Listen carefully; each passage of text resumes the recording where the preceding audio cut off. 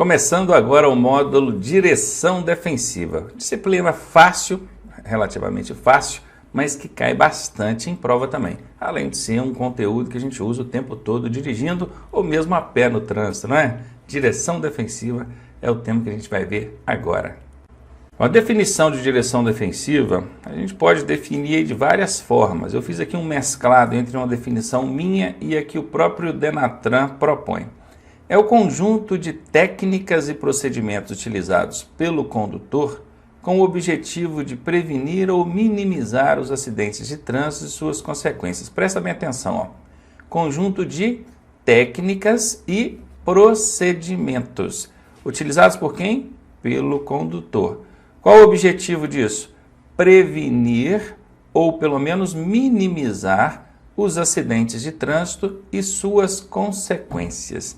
E é exatamente isso. O dirigir defensivamente envolve todo tipo de ação, conduta, postura, comportamento que resulte em diminuição do número de acidentes ou redução dos impactos causados por esses acidentes. E aí tem uma série de coisas que a gente pode fazer aí dirigindo, que enquadra aí dentro de direção defensiva. Você vai ver agora comigo.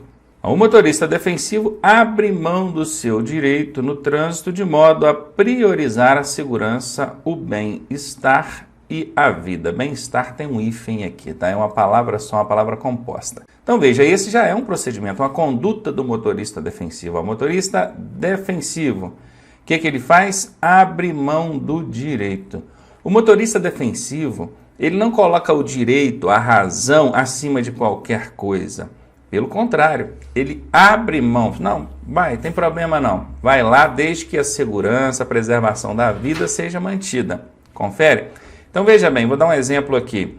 Você está aqui dirigindo o seu carro, aí a preferência é sua, você viu lá que a placa de parada está para o outro, mas você diminuiu a velocidade assim mesmo, pensando, vai que ele não para. Quando você diminui a velocidade, é você cedendo um pouco do seu direito, da sua razão, visando, priorizando a segurança, o bem-estar, a preservação da vida. Isso é conduta defensiva. A gente vai ver vários outros pontos e condutas ao longo desse curso, dessa aula. Sobre o condutor defensivo, quais são as características dele, hein? O que ele apresenta, os requisitos, os adjetivos para esse condutor? Ele é educado, é gentil e é cortês. Conhece e respeita os seus direitos e também os seus deveres, né? Prefere a segurança à razão. Sempre a segurança na frente, depois a razão. Geralmente é um bom cidadão, respeita as leis de trânsito e é prudente, sensato e amigo. É exatamente essa a imagem que a gente tem de alguém que dirige defensivamente. Então preste bem atenção aqui nas características, no perfil de um condutor defensivo, que é para você aplicar isso no seu dia a dia, durante todo o tempo que você estiver dirigindo. Bom, dirigir defensivamente, ele envolve um método chamado de método básico. A direção defensiva nos mostra que esse método básico ele pode ser do tipo preventivo ou corretivo. Aqui fica fácil da gente identificar entre esse preventivo e o corretivo, fazendo analogia àquele ditado popular, melhor prevenir do que remediar, não é? O preventiva é o prevenir, o corretiva é o remediar. Ambos os casos, ambas as condutas, as situações, os métodos aí, são defensivos, tanto o preventivo quanto o corretivo. Porém, um é o mais adequado, o outro nem tanto, o outro já é para corrigir um problema não previsto. Vamos ver. A direção defensiva preventiva, ela é onde o condutor antecipa ao risco. Ele prevê a situação, enquanto a corretiva, ele não antecipa ao risco. Ele espera acontecer para depois ver o que vai fazer. Na preventiva, o risco é baixo. Por quê? Porque ele já estava esperando que aquilo acontecesse, então o risco é bem menor. Aqui, onde ele não estava esperando por aquilo, o risco é muito maior. Viram aqui? Alto risco. Imagine comigo, se eu chegar para você de surpresa e te dar um soco, você não estava esperando por aquilo, não é? Então o risco de eu conseguir te acertar é muito grande. Agora se eu falar assim, eu vou te dar um soco, você já está esperando por isso, aí já tem uma previsão nesse caso aí, é o preventivo. você já vai estar preparado para aquilo. Então você vai se defender. É mais ou menos assim que acontece. Daqui a pouco eu vou dar um exemplo relacionado ao trânsito. A preventiva exige pouca habilidade. Claro, eu já estava esperando por aquilo, então certamente eu já estava com o pé no freio, já atento para precisar de desviar alguma coisa e estar ali com as duas mãos firmes no volante, preparado. Enquanto a corretiva exige muita habilidade.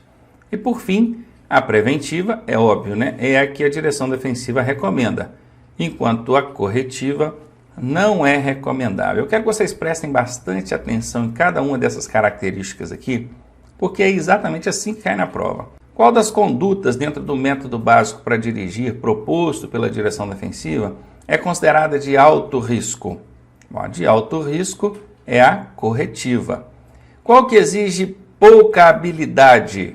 É a preventiva. Viram que qual que é recomendável? É a preventiva. Então é assim. A pergunta pode estar relacionada dessa forma. Agora vem comigo aqui que eu vou dar um exemplo prático, voltado aqui para o dirigir, o dia a dia. Imagine que você está dirigindo o seu veículo, aí na frente, alguns metros, uns 50 metros na sua frente, tem um ônibus, ou então um veículo de escolar, vou dizer assim, uma van ou um ônibus de escolar, transporte de escolares. Aí aquele ônibus dá seta, encosta e começa a desembarcar os alunos ali. E você está se aproximando dele. O motorista defensivo preventivo, ele já pensa assim, poxa, aquele veículo grande, vai que um aluno desce e passa lá pela frente do ônibus e eu não estou esperando por isso, eu não estou vendo isso, e a chance de acontecer um acidente é muito grande, então eu vou diminuir a velocidade aqui. Então você não fala isso, mas você pensa. E pensa involuntariamente, às vezes até muito rápido. Quando você vê uma situação dessa, o seu cérebro já registra aquilo, já faz todo o processamento e já faz com que você diminua a velocidade. Então você já diminui a velocidade ali, vai devagarinho. Tem hora que você até para assim para poder olhar se não está vindo nenhuma criança, não é? Se porventura uma criança descer e atravessar na frente, você não vai se assustar, porque você já estava esperando por aquilo. Talvez a criança até se assuste, toma aquele susto assim quando ela vê que entrou na frente, mas você não. Você já estava esperando por aquilo, já estava com o pé no freio, já estava devagar.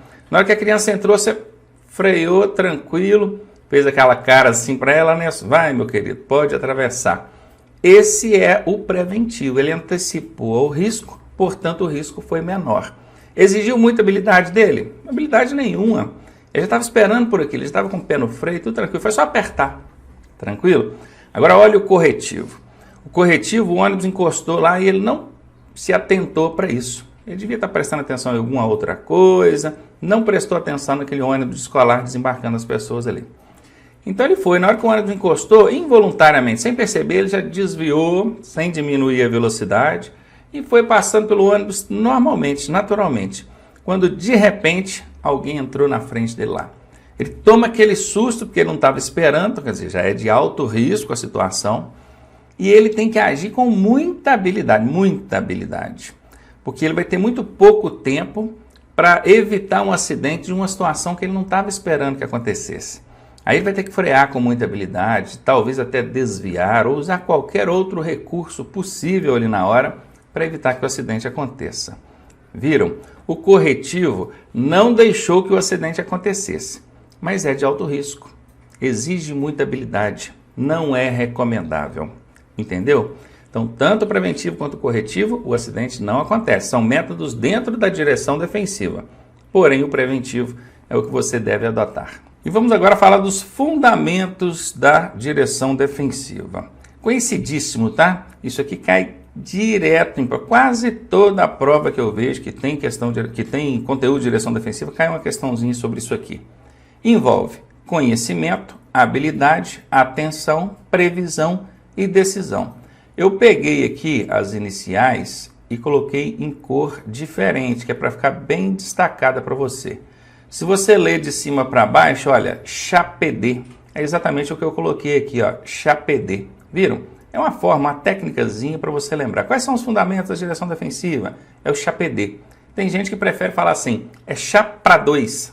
Dá também, né? Chá para dois. Bacana, acho que fica até mais fácil de guardar. Chá para dois são os fundamentos. Dá para você lembrar do CHAPD, chá para dois. É isso aí. Então, seja CHAPD, chá para dois, Memorize isso aí, porque isso vai cair na sua prova mesmo. Conhecimento sobre as regras e leis de trânsito. O motorista tem que conhecer as regras e leis. Se ele não conhecer, não tem como ele respeitar. E não respeitando, ele está dirigindo de forma perigosa e muitas vezes está cometendo infrações de trânsito sem saber. A habilidade, o motorista precisa de habilidade? Claro, que é domínio sobre o veículo.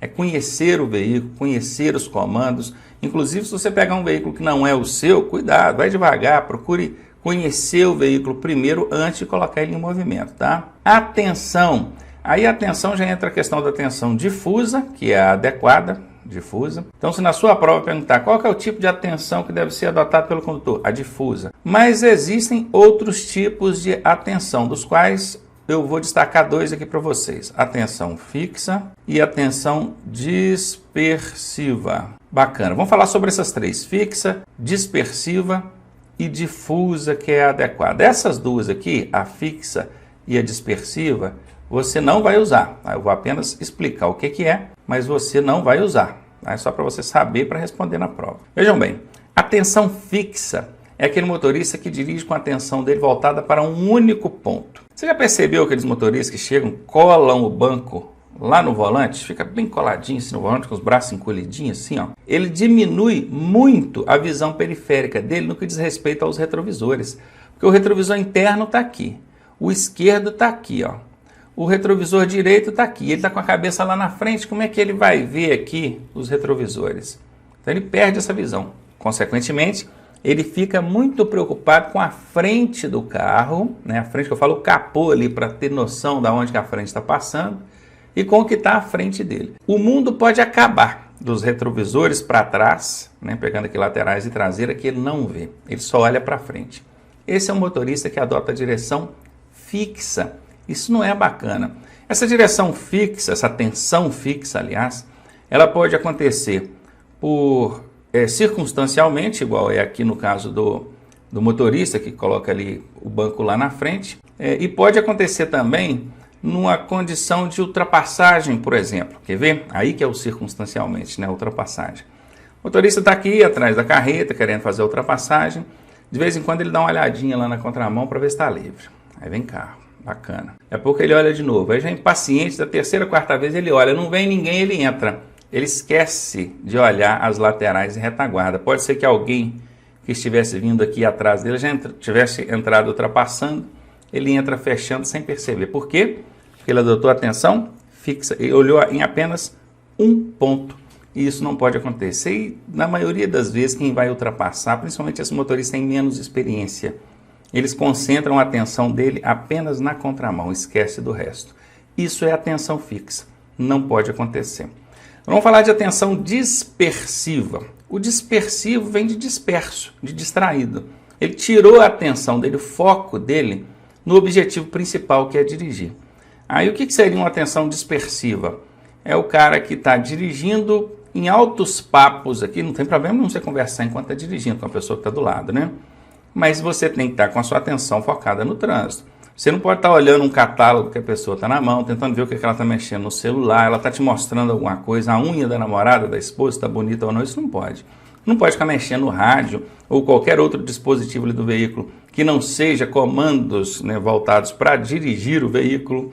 Não pode, sua atenção tem que estar no trânsito, no dirigir. Tá? Aí você vai olhar painel, vai olhar ali comandos, vai olhar ali frente, laterais e retaguarda. Aí bacana. Isso que eu estou falando aqui agora, olhando painel, retaguarda, isso é atenção difusa, que é a correta.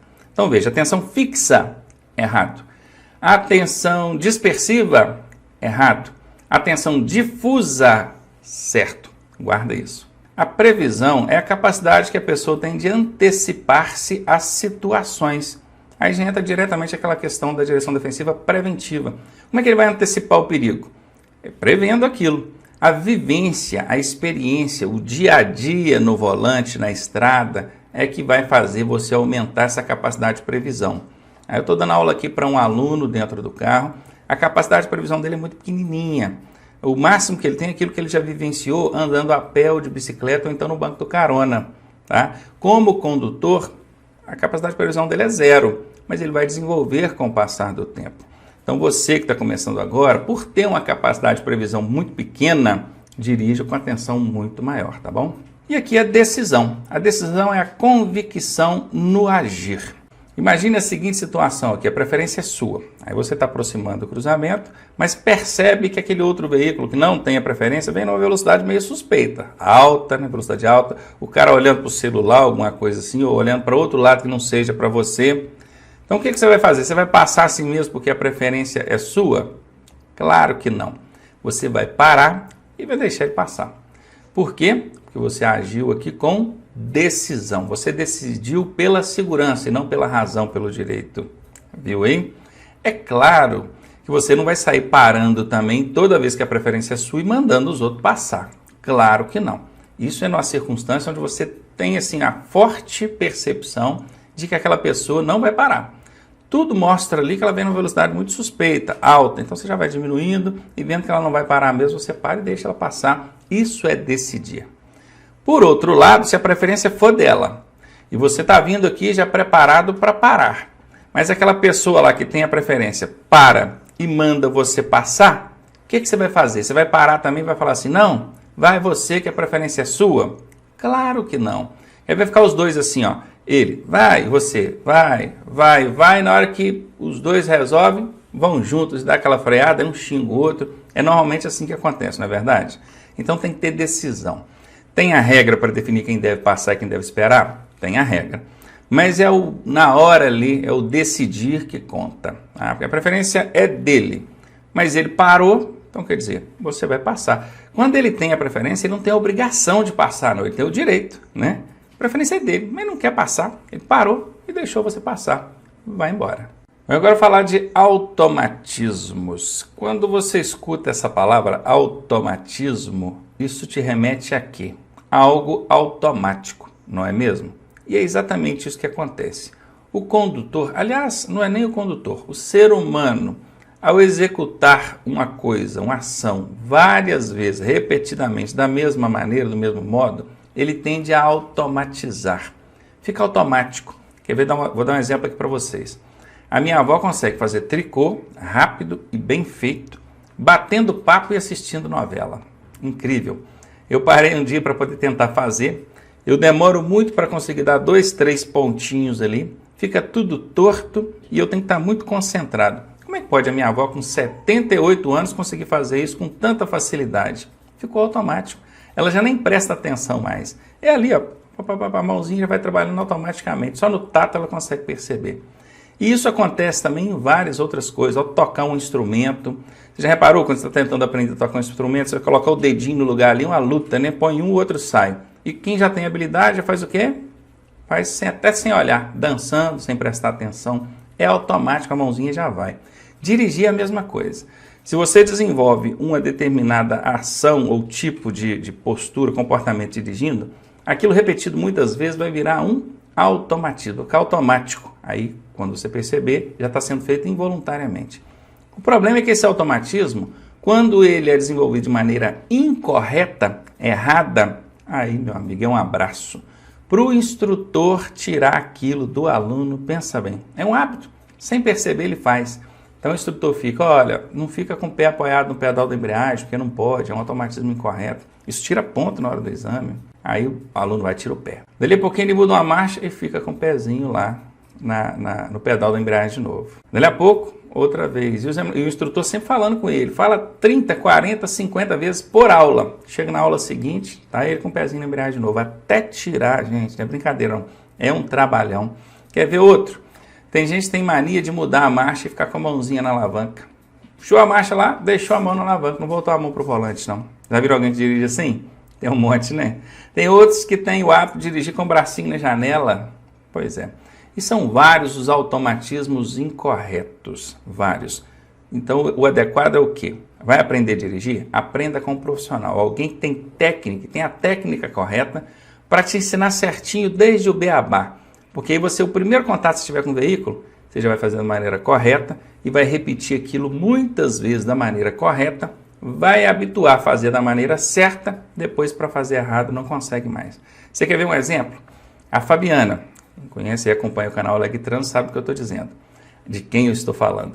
A Fabiana, ela dirige muito bem, tecnicamente muito correto, muito. Tem lá assim alguma coisinha ou outra, porque ninguém é perfeito, eu tenho, todo mundo tem, mas tecnicamente muito bem. Aí ela aprendeu a virar o volante numa técnica correta. Quando ela precisa virar errado, para eu poder mostrar para os outros ali no vídeo que aquilo é errado, ela não consegue. É impressionante, não é? A gente tem que gravar várias vezes para ela conseguir fazer errado. Olha que interessante. Aí sobre o pegar, né, o volante errado, virar errado, eu vou dizer o seguinte, não sei nem se eu vou falar disso depois, mas vou adiantar aqui. Pegou aqui no volante da maneira correta, na hora de virar, sempre trabalhando com as mãos por fora do volante. A mão pode passar uma pela outra, não pode cruzar as mãos. Se você segura o volante, não solta, vai virando, vai virando, vai virando, vai virando, chega no ponto que os seus braços cruzam. Isso é errado. Pegar por dentro do volante é errado. Empurrar o volante, assim, ó, também é errado. Agora, caminhar com o volante, aí é certo. Então tem a técnica correta, isso vai ser mostrado para você na prática de direção. Só para você entender o que são automatismos e como é que isso funciona. Vamos ver aqui na teoria, que é o que interessa para você na sua prova agora. Olha, são ações executadas pelo condutor de maneira inconsciente, sem perceber ele faz. É involuntário. Ele não quer fazer, mas faz, é inconsciente. E é lógico que os automatismos podem ser corretos ou incorretos, conforme eu acabei de explicar aqui para vocês. Vou dar aqui alguns exemplos de automatismos corretos. Posicionamento das mãos ao volante. Está vendo essas mãos aqui, ó? Olha a maneira que a pessoa pegou no volante, olha. Viram aqui? O polegar está por dentro do arco do volante, né, os 2 polegares, e os outros 4 dedos segurando o volante firmemente. Olha a posição, a gente tem esse meio do volante aqui, ó, tá vendo? E aqui, assim, a gente tem a voltinha do volante, que é o apoiador do dedo, é exatamente onde o dedo polegar dele está. Ele está segurando perfeitamente, aqui é a maneira exata, correta de pegar no volante. Na hora da prova, o Detran vai colocar lá na questão, ele não coloca o volante desenhado, ele coloca escrito. E como é escrito, ele usa como referência os ponteiros de um relógio. Imagina que isso aqui, ó, vocês estão vendo que é um volante, né? Mas tá vendo esse 12 aqui? Isso aqui são 12 horas. Aí vem 1, 2, 3, 4. Tá vendo? São as horas do relógio. Para o Detran fazer uma referência da posição das mãos, ele usa isso aqui. Imagina que isso aqui, ó, é o ponteiro de horas. E isso aqui é o ponteiro de minutos. Quanto que estaria marcando aqui? 9h15. Então a postura correta para segurar o volante é 9h15. Entenderam? Então na sua prova vai cair assim. Olha, a postura, a posição correta para segurar o volante equivale aos ponteiros do relógio marcando 9h15. Não é verdade? Se a gente olhar que também pode ser um 15 para as 3, né? Se isso aqui for o de minutos, já está quase chegando aqui. Mas aí estaria mais um pouquinho mais em cima aqui o ponteirinho das horas, né? Está quase chegando no 3. Mas é bacana. Em alguns pontos, quando você vai fazer uma curva, a gente sobreleva as mãos um pouquinho. Tá vendo esses 2 risquinhos que tem aqui? Eu não sei se vocês conseguem ver na imagem. Eles representam mais ou menos o lugar onde você tem que pegar. Acima dessa curvinha aqui, ó. Mais ou menos o lugar onde você tem que pegar quando você vai preparar para fazer uma curva. Aí seria o quê? Seria o 10h10. Tranquilo, ó? Olha o ponteirinho do relógio, ó. 10 horas e 10 minutos. Tranquilo? Enquanto aqui era o 9h15. Então guardem isso. Caiu na sua prova, 9h15 é o padrão. Em alguns casos, preparando para uma curva, o 10h10 também vale. Ou 10 para as 2 também, né? 10 para as 2 é que também dá. Bacana. Então vamos lá. Posição correta no volante, da mão no volante. Correta utilização dos pedais. Aí vem o seguinte, como é que eu fico com os pés ali? Como é que eu utilizo os pedais no carro? Bom, o pé direito está no acelerador ou no freio, né? Sempre trabalhando, acelerador ou freio. Dificilmente você vai ficar com o pé direito fora dos pedais. Ou ele está acelerando ou está freando, sempre ali. Calcanhar no fundo, no assoalho do carro e trabalha apenas com a ponta do pé. O pedal está aqui, o pedal do acelerador, você está se acelerando a pontinha do pé. Quer tirar o pé do acelerador para levar no freio? Não precisa levantar o pé do fundo do carro, não. Só levanta a ponta do pé, ó. Trabalhando com a pontinha do pé lá e cá. E a base do pé apoiada no chão, ó, lá e cá, ó. Beleza? E o pé da embreagem, o esquerdo, esse fica lá no assoalho o tempo todo, lá no cantinho do assoalho do carro ali, depois do pedal da embreagem. Chama-se apoiador do pé ali, ó. Fica um pezinho ali. Vai mudar uma marcha? Aí pisou no pedal até o fundo, tirou o pé de novo e volta ele lá pro assoalho, pro apoiador. não pode ficar com o pé esquerdo apoiado no pedal da embreagem, ainda que você não esteja apertando, não pode ficar com o pé armado ali não. Isso é incorreto. Numa frenagem rápida ali, se você com o pezinho armado aqui, você não tem firmeza no corpo, certo? Para você pode reparar um motorista de um ônibus, por exemplo.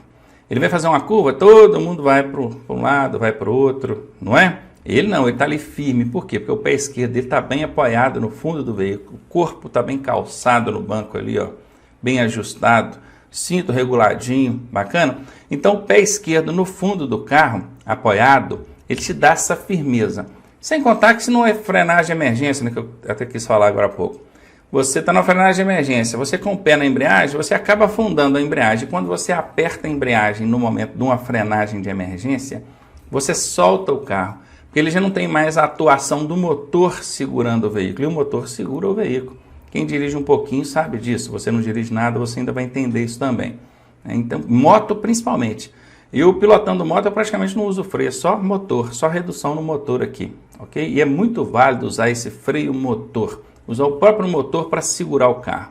Exige menos dos freios, exige menos da aderência dos pneus com o chão. E você consegue fazer uma frenagem muito mais rápida, muito mais eficientemente. E aqui agora, ó, postura ao dirigir. A postura ao dirigir conta muito. Eu costumo brincar e só de eu olhar para a pessoa sentando ali dentro do carro, ajeitando o banco, ou então sentando em cima da motocicleta, ali montando, né, na motocicleta, eu já sei se ela pilota bem ou não, se ela dirige bem ou não. E é verdade. Às vezes até eu erro um pouquinho, mas na maioria das vezes eu consigo dizer, esse cara é um bom motorista ou é um mau motorista, só de ver ele se ajustar.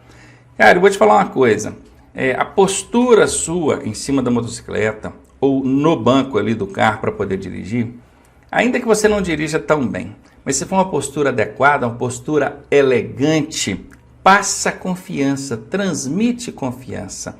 O examinador olha para você, ele já fica mais à vontade. E a gente também vai andar com alguém que dirige ali em cima do volante, ou então deitadão lá, todo largadão. Você já, pô, esse cara não tem uma postura adequada, ele não transmite confiança, não transpira confiança. Vê aquele cara que vai andar de moto, que senta lá na garupa da moto. Lá na garupa, em vez dele sentar aqui pertinho do tanque, ele senta lá na garupa, fica aquela coisa igual um bodoque, né? De cara você já olha, esse cara não tem muita experiência com motocicleta. Você vai andar na garupa dele? É complicado, né? Então a postura conta muito, ela influencia diretamente na dirigibilidade, se você vai dirigir bem ou mal, portanto tem que saber ajustar. Vou dar algumas dicas aqui. Entrou no carro, se o banco tiver regulagem de altura, você pode regular a altura, tá? Primeiramente, se tiver. Alguns carros têm, a maioria não. Regula a altura do banco. Mulheres, principalmente, pessoas com menor estatura, precisam ter uma visão melhor lá na frente, porque senão o volante fica aqui na frente dela, né? Eu tinha um aluno que até dizia, cara, quando eu estou subindo o morro, não estou vendo o morro, não estou vendo o volante aqui na minha frente. E o carro não tinha regulagem de altura, né? O banco, quase tinha que colocar um assento de elevação para ali, igual de criança. Pois é. Mas então, se tiver regulagem de altura, regula a altura, já ajuda. Se tiver regulagem do volante, regula também, abaixa o volante, que é para você ver lá, não ficar te atrapalhando. Aí você vai regular a distância do assento, a distância em relação aos pedais. Você vai puxar o banco para frente, de maneira que você pise na embreagem e consiga levar o pé lá no fundo da embreagem, no fundão mesmo, sem que a sua perna fique totalmente esticada. Ela vai quase esticar totalmente, mas um pouquinho ela tem que ficar flexionada. Um pouquinho, tá? Flexionada. Beleza. E presta atenção também, na hora que você regular ali, se quando você movimenta o pé entre o acelerador e o freio, se o seu joelho não fica encostando aqui debaixo do painel ali, ou debaixo do volante do carro. Se o joelho está encostando é porque está muito perto do banco, tem que chegar um pouquinho para trás. O ideal é que o joelho passe perto ali, um dedo, 2 dedos, mas encostar não. Se encostar significa que o assento ficou muito perto, tá bom? Então são essas duas dicas. O pezinho na embreagem lá no fundo, com a perna quase totalmente esticada, e o joelho direito aqui, quando você mexe no pé do acelerador e freio, não pode ficar esbarrando ali no volante. Bacana. E o encosto agora, o encosto é o que vai determinar aqui a distância em relação ao volante. É o seguinte, coloque as suas duas mãos sobre o volante, no ponto alto do volante, e nesse momento os seus braços têm que estar esticados, tá? Os braços esticados, no ponto alto do volante. Com os braços esticados ali, aí bacana, você deixa só a mão direita ali, esticadinha, leva a esquerda lá e puxa o encosto até encostar aqui nas suas costas. Apoiou nas suas costas? Bacana. Aí seu braço está esticado, não tá? Quando você descer o braço para a posição normal, que é o 9,15, você vai ver que seus braços vão ficar um pouquinho flexionados. Essa é a postura adequada para você dirigir, beleza? E vamos falar agora um pouco sobre os automatismos incorretos. Permanecer com a mão fora do volante, aquele cara que vai mudar a marcha e fica com a mão na alavanca de marcha, ou então dirige com o bracinho na janela, não pode. Tirar a mão, a gente durante o tempo que está dirigindo não pode tirar as duas mãos do volante de jeito nenhum. Mas tirar uma mão pode, para executar um comando, né, uma seta, um limpador de para-brisa, mudar uma marcha e já volta a mão para o volante imediatamente. Não pode ficar com a mão fora do volante, não. Dirigir com apenas uma mão no volante e a outra fora, seja por motivo que for, que não seja, né, executar um comando, é infração de trânsito média, tá? Se liga nisso aí. Descansar o pé no pedal da embreagem. Tá vendo o desenho aqui? Esse camarada tá com o pezinho apoiado na embreagem aqui, ó. Olha, não tá bacana, tá? O ideal é que o pé dele fique apoiado aqui, ó, no assoalho do veículo, aqui na lateral aqui, ó. Debrear ao início da parada. Ah, isso aqui é outra coisa. Debrear é pisar na embreagem. Ao início da parada, quer dizer, você vai parar o veículo, freou e já começa a debrear logo no início. Tá errado. Vocês vão aprender depois, da maneira correta, que quando você quer parar, você pisa no freio, deixa o carro ir perdendo velocidade. Quando ele estiver quase parando é que você vai debrear, tá bom? Isso é a técnica correta. Quem aprendeu com o pai, com o irmão, com o namorado, seja com quem for, aprendeu diferente, aprendeu errado. Quem vai ensinar alguém a dirigir e esse que está ensinando não é um profissional, ele fala assim, quer ver, ó, nós vamos parar. Pisa na embreagem primeiro que é para o carro não morrer. Agora pisa no freio. Não é assim que eles ensinam? Pois é, se você já tentou aprender, você sabe o que eu estou querendo dizer. E é isso. Isso é uma técnica incorreta. Você não pode debrear antes de frear. Isso no plano, no veículo leve, só você ali dirigindo, não tem mais ninguém dentro do carro, está tudo tranquilo, velocidade baixa, não tem problema. Agora, em alta velocidade, veículo pesado, carro cheio, se for morro abaixo, então, na descida íngreme, você pisa na embreagem antes do freio, você solta o carro para ali abaixo, aí tira, corta o freio motor, que eu falei com vocês agora há pouco, e aí, a partir dali você vai, o veículo requer muito, exige muito do freio, do sistema de freio. Isso não é bom mesmo. Freio é legal, bacana, mas exigir tudo dele, só do freio, é errado. Então não pise na embreagem quando você estiver iniciando a frenagem. Freie primeiro. Quando o veículo estiver quase parando, aí você debreie, que é para ele não apagar o motor, claro.